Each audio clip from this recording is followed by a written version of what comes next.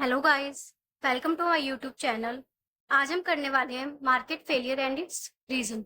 ये जो टॉपिक है ये नेट में बहुत इंपॉर्टेंट है, इसलिए आज इस टॉपिक को हम कवर करेंगे। फर्स्ट ऑफ ऑल ये जानते हैं कि मार्केट क्या होता है।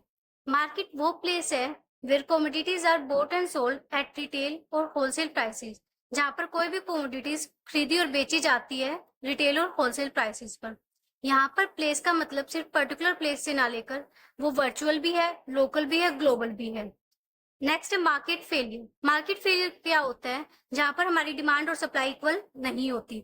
ये वो स्टेट ऑफ डिसइक्विलिब्रियम है where the market is not equal to demand and supply. अब हम करते हैं रीजंस। फर्स्ट है असिमेट्रिक इंफॉर्मेशन। असिमेट्रिक इंफॉर्मेशन क्या होता है? जहां पर बायर और सेलर के पास कंप्लीट इंफॉर्मेशन नहीं होती है। सपोज एक एग्जांपल लेते हैं, एक ऑर्गेनाइजेशन है जहां पर एम्प्लॉय और एम्प्लॉयर है।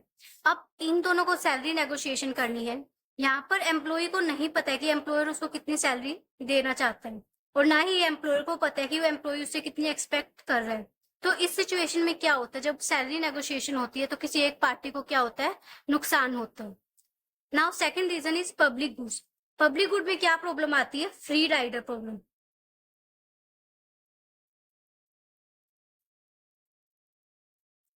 फर्स्ट ऑफ ऑल इसकी दो मेन कैरेक्टरिस्टिक्स है, that is non excludable and non rival. Non excludable क्या होता है कि हम किसी भी पार्टी को मना नहीं कर सकते उस चीज को यूज करने के लिए। सपोज पार्क है, पार्क को हम मना नहीं कर सकते कि आप इस चीज को यूज नहीं करोगे। सेकंड है नॉन राइवल। नॉन राइवल का मतलब ये होता है कि किसी एक पार्टी के कंजम्पशन पे उस कंजम्पशन का इफेक्ट दूसरी पार्टी पर नहीं पड़ता। Now what is free rider problem? Free rider problem is कि उस चीज को, पब्लिक गुड को यूज तो सारा करने हर कोई करना चाहता है, बट उसका कॉस्ट कोई भी बियर नहीं करना चाहता। That is free rider problem. Third point is externality. इसको हम नेक्स्ट में अच्छे से कवर करेंगे। Fourth is monopoly.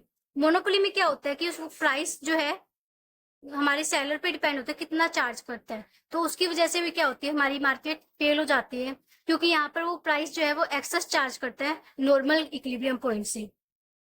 Fifth is adverse selection. Adverse selection क्या होता है?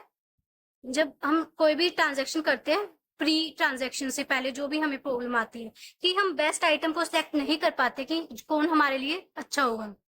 Sixth is moral hazard. Moral hazard क्या होता है? पोस्ट ट्रांजेक्शन जो भी प्रॉब्लम अराइज होती है वो होता है मोरल हजार्ड। सपोज मैंने बैंक से लोन लिया 10 लाख का प्रोडक्टिव पर्पज के लिए, बट अब नाउ कस्टमर क्या कर रहा है, उस पैसे को वो मैरिज में इन्वेस्ट कर रहा है, प्रोडक्टिव पर्पज में इन्वेस्ट नहीं कर रहा है।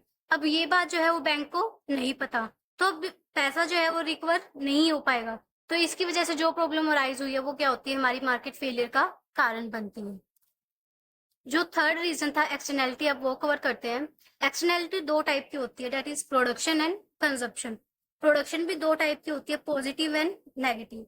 पॉजिटिव एक्सटर्नैलिटी को हम इकोनॉमीज भी बोल सकते हैं और नेगेटिव को डिसइकोनॉमी बोल सकते हैं।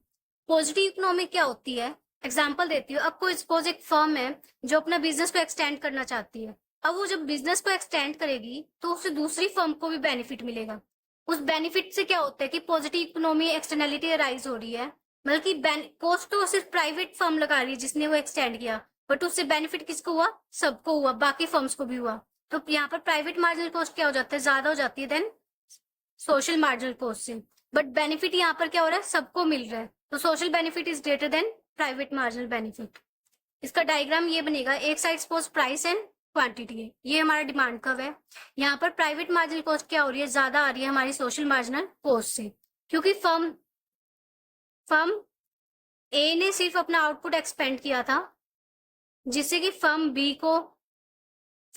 को, सी को, डी को, अदर फर्म्स को मतलब क्या मिल रहा है? बेनिफिट मिल रहा है। तो कॉस्ट तो सिर्फ इसकी लगी, बट बेनिफिट किसको मिला? इन सबको मिला। तो प्राइवेट मार्जिनल बेनिफिट कॉस्ट जो है यहाँ पर ज्यादा है देन सोशल मार्जिनल कॉस्ट से। इसमें यहाँ क्या होता है कि ऑप्टिमम क्वांटिटी जो है इतनी प्रोड्यूस करनी चाहिए थी, बट फर्म की कॉस्ट लगकर वो इतना प्रोड्यूस कर रहा है, तो इसकी वजह से क्या होती है? हमारी मार्केट फेलियर राइज हो जाती है कि वो ऑप्टिमम क्वांटिटी प्रोड्यूस नहीं कर रहा होता। Now second is negative externality, और हम बोल सकते हैं डिसइकोनॉमीज भी। यहाँ पर क्या होता है कि सोशल मार्जिनल कॉस्ट जो है वो ज्यादा होती है बेनिफिट से, और इस केस में क्या होता है कि ऑप्टिमम लेवल से हम ज्यादा प्रोड्यूस कर रहे होते हैं। नेगेटिव में क्या हो सकता है? कोई एक फर्म है जो कि पोल्यूशन क्रिएट कर रही है। पोल्यूशन करने से क्या हो रहा है कि जो बाकी की फर्म्स है, आसपास के जो लोग हैं, उनको अफेक्ट हो रहा है। तो इसलिए यहाँ क्या हो रहा है कि कॉस्ट ज्यादा आ रही है, सोशल मार्जिनल कॉस्ट, और बेनिफिट हमें उससे कम मिल रहे हैं। और सेम है डायग्राम यही है कि बस कॉस्ट ज्यादा आ रही है social marginal then private marginal cost से। कंजम्पशन की बात करें तो सेम दो टाइप है, पॉजिटिव एंड नेगेटिव। पॉजिटिव में बात करें तो प्राइवेट गार्डन है, सपोज एक कंज्यूमर है, वो खुद का अपना प्राइवेट गार्डन बनाता है, तो उस प्राइवेट गार्डन में जो भी पेड़ पौधे होंगे वो ऑक्सीजन तो सबको देंगे। तो इसका मतलब क्या हो रहा है कि बेनिफिट सबको मिल रहा है, बट कॉस्ट सिर्फ कौन बियर कर रहा है, वो खाली कंज्यूमर। तो इसलिए social marginal benefits is greater than private marginal benefit. And वही नेगेटिव केस की बात करें तो कोई कंज्यूमर है, स्मोक कर रहा है, तो स्मोक करने से खुद का तो नुकसान हो रहा है, बट साथ में जो उसके आसपास के जो लोग हैं उसको भी नुकसान हो रहा है। तो यहाँ पर सोशल मार्जिनल कॉस्ट क्या हो जाती है, ज्यादा हो जाती है देन बेनिफिट से, और प्राइवेट मार्जिनल कॉस्ट भी ज्यादा आती है। थैंक यू, आई होप आपको समझ में आया होगा।